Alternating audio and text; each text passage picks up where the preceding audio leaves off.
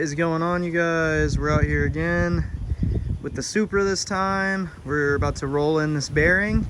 I'll show you guys what I've done so far. Unfortunately, I wasn't really recording much of a video today because I'm sure, as you can already tell, it is a windy hoe out here. So yeah, so this is where we're at. Man, oh man, this wind is gonna be horrible. I feel like I need to yell. All right, so we've got the engine hoist up there with it on the corner of the motor, and I went ahead, excuse my shaky camera-ness, I went ahead and started lowering the subframe. As you can see, like right that way is the subframe slightly lowered. There's 1, 2, 3 of these on each side. You have to actually, there's another one, and then there's one on the back end right behind there, that you actually have to start taking down. So 1, 2, 3, 4, 5, 6. There was a cross member right there that I had to take down, which honestly I think now looking at it, I probably could have left it. I did drain the oil. The oil still looked okay. There's a little bit of sparkliness to it, I could tell in the sun, but I really don't know if that's from the Supra or if that's from the 300ZX's old motor. So really it's hard to tell. Oh, Riot, relax. I'm trying to record a YouTube video, ya ho. But if you own a Supra or you know anyone with a Supra, this is a ton of clearance in between the oil pan and your, I guess, axle power steering area, right? Right up in there, and then axles and all that good shit, right? But anyway, the subframe has been lowered slightly. I might lower it some more, but I don't really know if I want to push it. I'm gonna go ahead and start taking off the oil pan now. I apologize, you guys, if there's a shit ton of wind. That's just what happens, I guess, when it's windy out. So yeah, that's kind of where we're at right now with the Supra, and I went as high as I could before I started hearing noises that I didn't like. I'm not trying to break it any further, so there's probably some pressure on the trans bell housing, but it's enough now that I can go ahead and start dropping off the bolts of the oil pan and pry that hoe off and get in there and really look. And I'm really hoping I don't have to take off the entire subframe to do this. That would suck. But if I do, I do. It's not the end of the world. Back again. Unfortunately, today I have to stop, but I just lowered it back down, right? As you guys can see, right there, all the oil pan bolts are out. So we're doing good. I actually took that rubber mallet that I have and knocked the oil pan right off. There was a few extra things I ended up having to do. Excuse me while I crawl under here like a fucking idiot. So I had to take off those 2 pieces right there. They're supports for the bottom of the bell housing of the transmission. I had to take those off, and then the dust cover ended up coming out with it for the transmission. So not a big deal. I'm sure you can see the holes where they hook up right over there on the sides of the transmission. But now the issue I'm running into, which I'm not going to mess with it to show you guys, is the oil pan has this slight angle on it going up this way, and it's hitting the already all the way lowered subframe. So it's, I wouldn't say impossible, but it's looking like I'm gonna have to probably go to the cross member or the transmission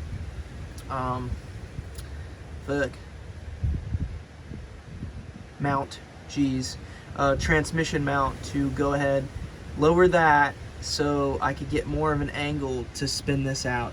If that doesn't work, I'm gonna have to take off the downpipe and that section of the exhaust so I can literally just turn it and kind of finesse it out. All right, so we are back. It is Sunday now. I'm gonna try to upload this video tonight if all goes well, of course. So we found it, okay? And when I say we found it, you know exactly what I'm talking about if you've been following the series at all. Now let me awkwardly slide under here. Slither like a snake. Like a snake. Oh, Fuck, I knocked that over, fucking dipshit. God damn it. All right, there we go. All right, so I'm still struggling like a mofo to get the oil pan off, but check this out. And it's like set up perfect. I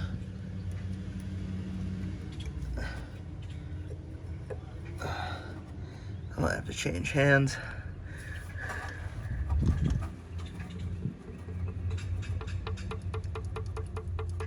There it is. That's the one. Now, I'm not 100% sure that is the one. Okay? I'm not 100% sure, but I'm about 90% sure. Another 10% of me says I need to take off the oil pickup bullshit right here so I can get the oil pan off the rest of the way. Or at least pitched to the side. But ladies and gents, that's gotta be the one. That's gotta be the one. I'm so excited. Alrighty, I got it out and it is real bad. I mean, you can see where it wore down to the copper. So not looking good. Not looking good at all, but I believe that these are the OEM bearings. Another issue that I'm actually finding out now, as you guys can see, it's a little scarred up, but it's nothing to catch my fingernail, so I'm not really sweating it. And you know me, we're all full send here, so the cap doesn't look horrible, but I mean, like, it's had this fucking thing in it for a minute, right? One thing that I'm a little bit worried about is the fact that I just got a hold of my boy Jibby, and Jibby just told me that I should probably get in there and start looking for a bearing in the pan, because this is the only one I found. Oh, yeah. So the new bearings, they're good. They're same, which is great. I think they're actually made a little bit more. You can see how worn out this one is. Like if I hold it down to the side there, you can see how worn out. I mean, they're pretty fucking similar, but you can see how worn out this one is whenever it's inside the cap. And so, I mean, these ones are gonna work for sure. So I'm real happy with it. Nice and even, nice and clean. Whoa, bitch. So I apologize again for more wind. There's more wind today. So yeah, we're gonna go ahead and lube this whole fucker up, do the thing, and I'm gonna get under there and look for the new bearing, or correction, the missing bearing, and we're just gonna start sealing it up and hopefully full send. I'll probably drop the motor back down after I get the oil pan on, fill it full of oil before I even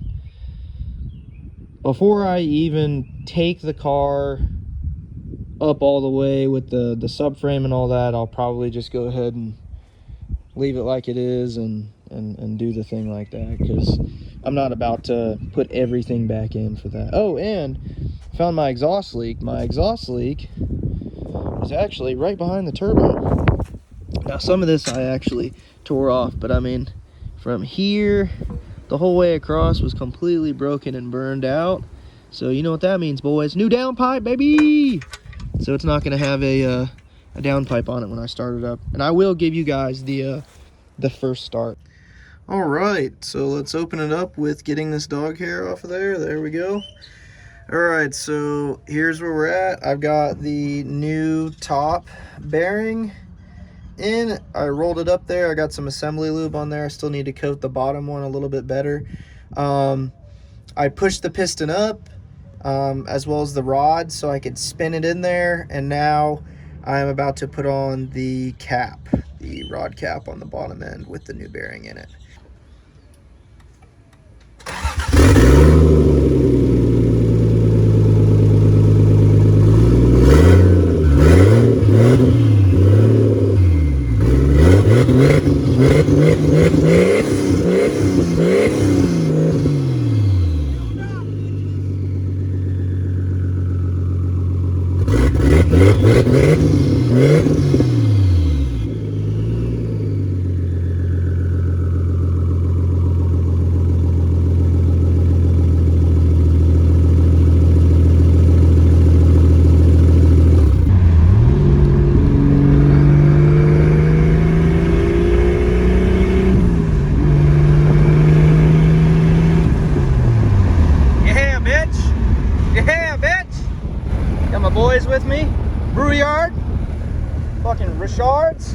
I don't even know if I got on your face, bro. That's what she said. Ooh, that would mean she's not a she. All right, so if you guys haven't been able to tell yet, I got my boys with me in my car.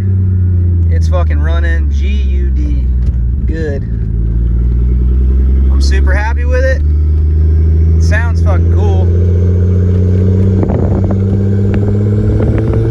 No knock, baby.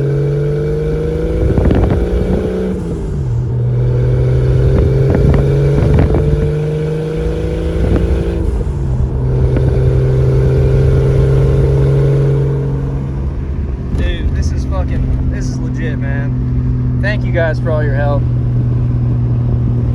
You guys are the fucking best, man.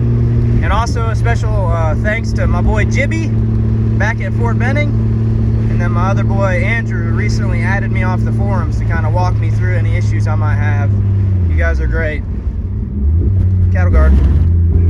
But I mean, for my subscribers who are just kind of rolling on this video, thanks to YouTube advertising,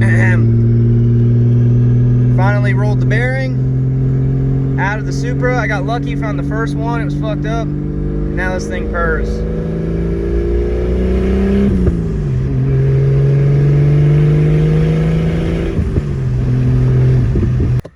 Alright, so we got so much done today with the Supra that we went ahead and installed the new part, the cube shifter, and it is fucking toit.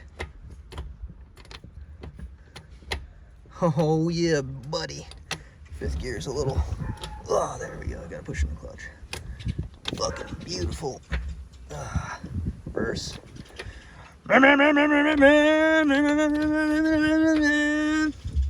Yeah, I love this. All right, we finally got it all back together. It's looking great. It's looking excellent, and it feels even better. First, second, third, fourth, fifth, reverse. Ho ho!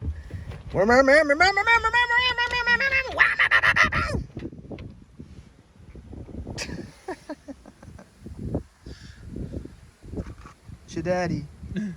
Daddy. This thing. Guys, if you checked out today's video, you already know the Supra is running, and it's running excellent. You got old freaking Billy Diggs. Damn right, Billy Diggs. What did you say? Alright, damn, the wind is just gonna fuck this up now. Alright, well, you guys saw, fixed it, installed the new short shifter, and it is amazing. That's how it turned out. Speaking of out, I'd like to sponsor In and Out.